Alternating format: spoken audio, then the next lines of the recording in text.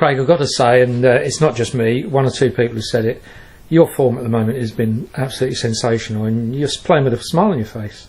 Yeah, no, enjoying football again. It's nice, obviously, to be winning, and obviously having the boys around me that playing together again, and just having that winning mentality and just enjoying football. It's nice. It's enjoyable. And there was a point probably 5, 6, 7 weeks ago where I just weren't enjoying it, and I just didn't want to play anymore. And I think it showed in my performances. But now I've got it back in my teeth and just enjoying football again. So that's great, and nice to see you not picking up bookings again. I know. Yeah, that's different. I know. I'm shocked at myself, to be honest. I've never played and not been booked. I don't think. No. But no, I've one booking so far this season. Well, I'll tell you what I noticed during the game, and probably not a lot of people did. Late on in the second half, you had a little tussle down in the corner there, and as the kiddie walked away, he just dragged his foot down the back of your heel a little bit.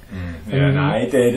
And you just turned away. Yeah. And that surprised me, I've got to say, on it, be honest. Yeah, no, my missus does keep telling me I've got to stop getting booked. Obviously, it costs me money every time I do. Sure. And just have to listen to her sometimes. As frustrating as it is, I do want to bite, but I can't. And I'm trying to turn a corner with no bookings. So. It's a bit like Dane. I spoke to Dane before the game, no, after the game a couple of weeks ago, and there was a period during one of the games here when he would have definitely got sent off, and he hasn't. So I said to him, it's taken him a while to realise that you've got to keep you're better off staying on the pitch.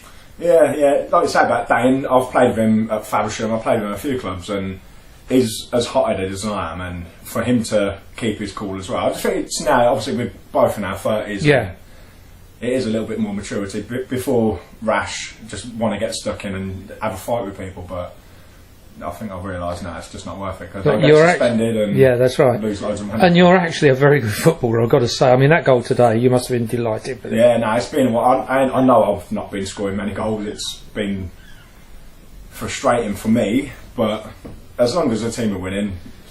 But then we spoke the other week after the game, and you were so involved in that. You know, we might have got 4 or 5 goals and you didn't score, but you were so involved in the game. Yeah, it is. Obviously, it's nice to be that sort of player, but it's also, as a centre forward, you want to be on the score sheet every week without fail. But it is nice, as long as Kane Ryland's still nicking his goals, I don't mind, because that's what he's there to do. He is a fox in the box. He's a 6-yard player. I'm not at all. I've never been that sort of player, and I've always been, I would say, a number 10 sort of player where I can just win the flicks and let the other people get all the glory for it, and I get nothing. Not all the time. No, not. Talking about Kane, has he claimed that goal?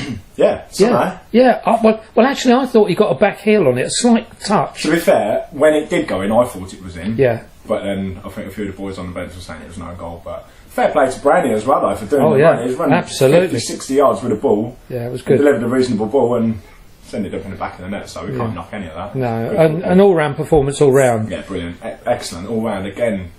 It's like I think kicked on from the Croydon game, really, so 4 games ago, we just haven't looked back.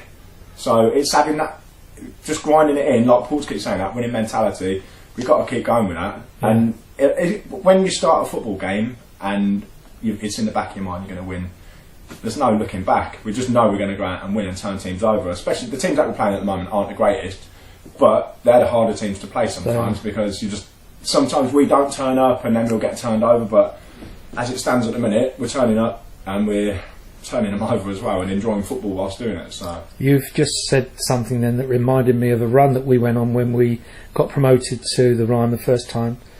One of the young players there, I think it might have been, I don't know if it was Andy Constable, but one of the players come up to me one day, and we've been on a run, we've won something like 12 games on the trot.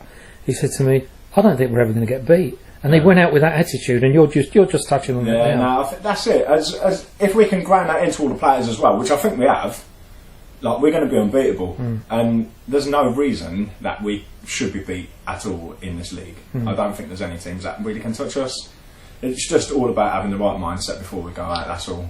And you know, for me as well, the almost turning point of the game was strong hand Dan. He saved that. Superb. Wasn't it a great save? Every game is. He gets unnoticed sometimes because we were 2-0. We were 2-0 then, and all of a sudden that would have changed the game. Yeah, of course it will have. Yeah. And like I say, he goes unnoticed sometimes because he'll pull 1 or 2 worldies out in a game. But absolutely.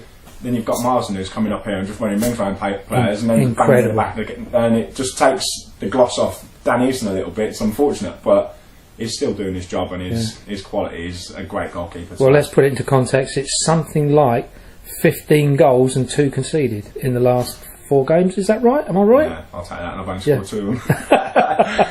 But even so, his quality is really good to be around, and we're all enjoying our football again. So. And you get on well with the gaffer, don't you? Yeah, I get on really well with Scott. Yeah, we've played together for a long, long time, so he knows what he wants of me. I know what I want of him, and now he's getting all the other players to play how he wants to play, and it's working. He's done it. He's won the league. He's done well in cups and things like that. So we've just got to listen to him and just accept what he's saying, because it works. Yeah, and as I came in the door today, I said to him, "Any changes?" He said, "No." With same team sheet. He said, "You can't change the winning formula. No, you can't." No. And it will just upset people if they start getting dropped for no reason anyway. Of course. When we're all scoring and winning. So yeah, and it's almost like riding the crest of a wave, isn't it? You just keep going. Well, that's it. Yeah. Just hopefully we can keep it running and keep riding that wave. Absolutely. Well, we better stop it here, otherwise it'll be the Craig Thompson show. But your dad's been following me on Twitter today, so 1 or 2 of his comments are a bit salacious, but it's basically saying, "Well done, son." Any bad jokes? No. I'll probably save them for me then. All right, Craig. Been a pleasure, mate. Well done, and long may it last.